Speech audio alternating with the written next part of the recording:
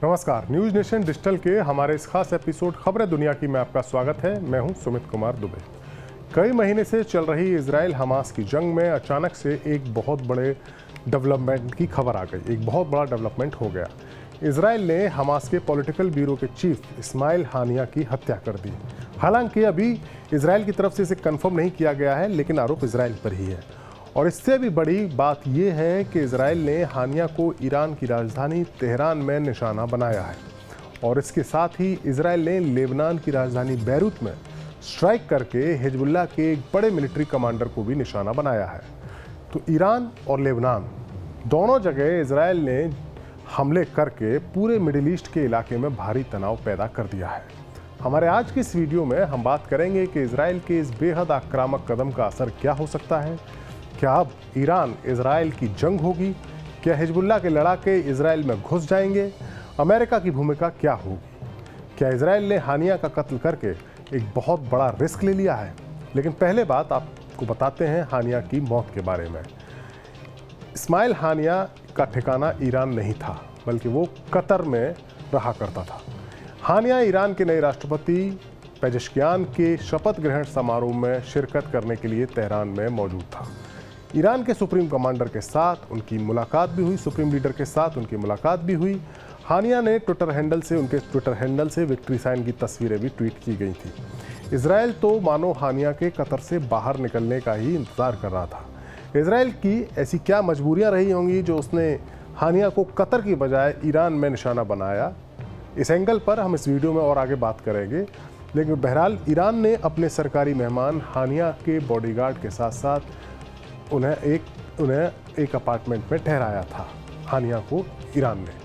और जैसे ही इजराइल को उनकी लोकेशन की सटीक जानकारी लगी तो रात को 2 बजे एक मिसाइल से उस अपार्टमेंट पर हमला कर दिया गया। एक मिसाइल अपार्टमेंट पर आकर गिरी और एक बॉडीगार्ड समेत हानिया की मौत हो गई। अभी तक ये साफ नहीं हो सका है कि हानिया को मारने वाली मिसाइल फाइटर जेट से दागी गई थी या किसी ड्रोन से दागी गई थी या जमीन से दागी गई थी। लेकिन हानिया को निशाना बनाकर इजराइल ने ईरान को ये सीधा संदेश दे दिया है कि वो ईरान के सबसे महफूज इलाके में भी किसी को भी निशाना बना सकता है। हानिया की मौत के बाद सबसे कड़ी प्रतिक्रिया भी ईरान की ओर से आई है। ईरानी राष्ट्रपति ने जवाबी कार्रवाई की बात कही है। ईरानी राष्ट्रपति महमूद पेजेश्कियान ने कहा है कि ईरान अपनी क्षेत्रीय अखंडता, गरिमा, सम्मान और गौरव की रक्षा करेगा। हम वादा करते हैं कि ये हमला करने वाले अपने इस काम के लिए पछतावे पर मजबूर होंगे। ईरान के सुप्रीम लीडर ने भी इस हमले पर कड़ी प्रतिक्रिया दी है। ईरान के इस्लामिक रिवॉल्यूशनरी गार्ड कॉर्प यानी IRGC ने अपने बयान में कहा है कि इस हत्या का बदला लिया जाएगा। अब सवाल यह है कि क्या ईरान हानिया की मौत का बदला सीधे इजराइल पर हमला करके लेगा या फिर उसके द्वारा खड़े किए गए मिलिशिया हिजबुल्लाह या हूती विद्रोही इजराइल पर हमला करेंगे। न्यूयॉर्क टाइम्स से एक जानकारी मिली है जिसने 2 ईरानी अधिकारियों के हवाले से बताया है कि ईरान के सुप्रीम लीडर अयातुल्लाह खुमैनी के आवास पर आनन फानन में नेशनल सिक्योरिटी काउंसिल की एक आपातकालीन बैठक बुलाई गई है। अयातुल्लाह खुमैनी नहीं, खामनेई के, जो कि सुप्रीम लीडर है। ईरान असाधारण परिस्थितियां ईरान में जब पैदा होती हैं तब इस सिक्योरिटी काउंसिल की इस तरीके की बैठक बुलाई जाती है। कुड्स फोर्सेस के चीफ इस्माइल कानी भी इस बैठक में शामिल हुए। बैठक में फैसला लिया जाएगा या लिया गया होगा कि तेहरान में हानिया की हत्या की प्रतिक्रिया में ईरान की स्ट्रेटजी क्या रहने वाली है। दरअसल इजराइल ने एक और जहां ईरान में हानिया को मारकर ईरान को चुनौती दी है, वहीं हिजबुल्लाह के गढ़ लेबनान की राजधानी बैरूत में स्ट्राइक करके उसके एक बड़े कमांडर को निशाना बनाया है। इजरायली फोर्सेस की तरफ से कहा गया है कि हिजबुल्लाह के कमांडर जिनको निशाना बनाया गया है वो गोलान हाइट्स में हुए हमले के लिए जिम्मेदार था। इस अटैक में 12 इजरायली बच्चों की मौत हुई थी। एक इजरायली अधिकारी का कहना है कि निशाना फौज शकूर, वो जो लीडर था, वो हिजबुल्लाह का टॉप मिलिट्री कमांडर था। लेबनान की सरकारी समाचार एजेंसी ने बताया है कि ड्रोन से किए गए इस हमले में 3 रॉकेट दागे गए, जिसमें से एक महिला की मौत हुई और कई लोग घायल हो गए। यानी लेबनान की तरफ से उस टॉप कमांडर की मौत की पुष्टि नहीं की गई है। घायलों में कुछ की हालत गंभीर है। एजेंसी के मुताबिक घायलों को पास के अस्पताल में ले जाया गया है।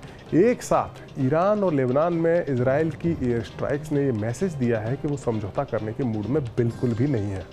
हानिया की मौत के बाद कतर के PM की ओर से कहा गया है कि शायद इजराइल गाजा पट्टी में हमास के साथ चल रहे युद्ध विराम की बातचीत को लेकर सीरियस नहीं है, क्योंकि हानिया ही वो शख्स थे जो इस बातचीत में शामिल थे।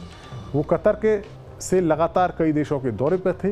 वो तुर्की गए, उसने इजिप्ट की हानिया ने यात्रा की और कूटनीति की जो बातचीत थी वो हानिया के जरिए ही हमास की चलती थी। लेकिन इजराइल ऐसा मौका चाहता था जब हानिया उस देश में हो जो पहले से ही उसका दुश्मन है।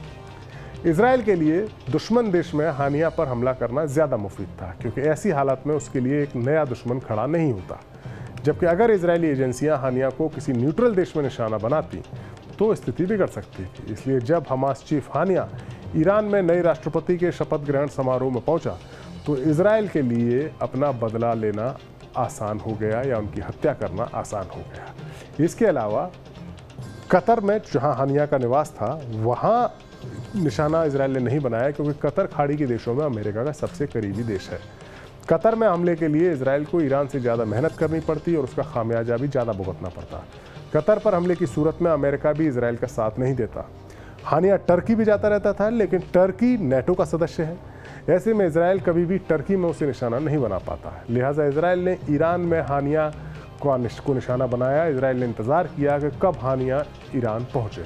हानिया की मौत के बाद अब समझौते की उम्मीद कम हो गई है। दरअसल इजराइल ने जो बड़ा कदम उठाया है उसके पीछे की वजह उसके पीछे यानी उसके साथ अमेरिका का जो उसकी पीठ पर हाथ है वो है।